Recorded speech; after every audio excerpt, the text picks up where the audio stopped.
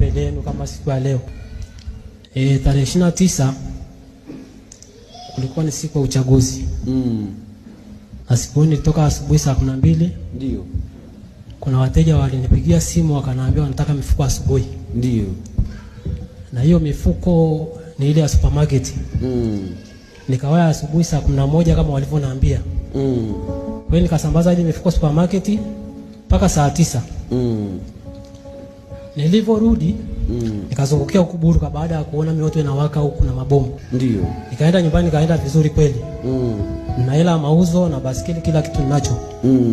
Nilipofika nyumbani kuna mteja mmoja akanipigia simu. Akaniambia leo utaweza kutoka? Nikamwambia leo sitoki kwa sababu leo kimewaka huko. Akaniambia nilikuwa nakuomba bwana utuletee mifuko kwa sababu leo hamna mifuko hapa. Nikamuuliza mifuko mingapi? Akaniambia 10. Nikachukua mifuko 12 nikaenda nayo. Nikafikisha mizigo. Ule dada akanipa hela. Niliponipa hela nikaweka mfukoni nikaja. Haleluya. Sasa nikapita kwenye mgomba mmoja baada ya kuona sasa ile mabomu yanasogea huko. Ndio. Akasema acha nipitie hapo kwenye mgomba ili nitokee pale kona Mjapani. Ndio. Nilipotokea pale sasa pale kona Mjapani huwezi kuona upande wa juu japokuwa ni lami pale. Ndio. Tumishi nimetokea tu hivi na baskeli nimeshika mkono mmoja ile baskeli. Watu wakatokea huko juu. Watu wamejaa ile barabara kweli. Sasa nikapiga mahesabu, watu wakaanza kurukia kwenye baskeli. Nikaona basi acha niachie baskeli na ile mifuko. Ndio. Ili na mimi niingie mtaroni. Ile nimesimama kidogo. Yaani nilipigwa hii. Ndio. Moja. Ulipigwa nini hiyo moja? Yaani risasi. Risasi. Nikaanguka chini kwamba tu nijishtukia kwamba niko zahanati. Ndio. Lakini yule nesa akaniambia waambie ndugu zako kwa sababu utapona. Kanaambia utapona. Waambie ndugu zako kwamba utapona. Sisi hatuwezi kutoa risasi hapa. Ndio.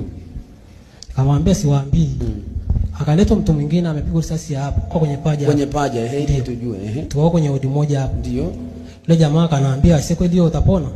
Ndio anakuambia yeye. Kanaambia sio utapona. Nikamwambia mimi sina shida kwa sababu kwanza mimi sina mke wala sina mtoto.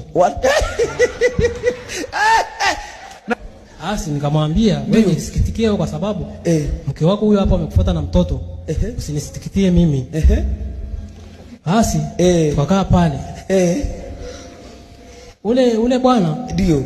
Mimi sipolala kwa kweli. Ndio. Kwa sababu nilitamani niangalie na kufaje. Ilipofika saa 7 ndio. Ule bwana akazidiwa.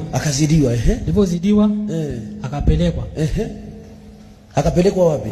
Akapelekwa kwenye chumba sijui cha operation. Ndio. Sikuelewa. Lakini baadaye ndio. Ule bwana alifariki. Alifanyaje? Alifariki. Basi nikakaa pale. Ule nesa akawa ananiambia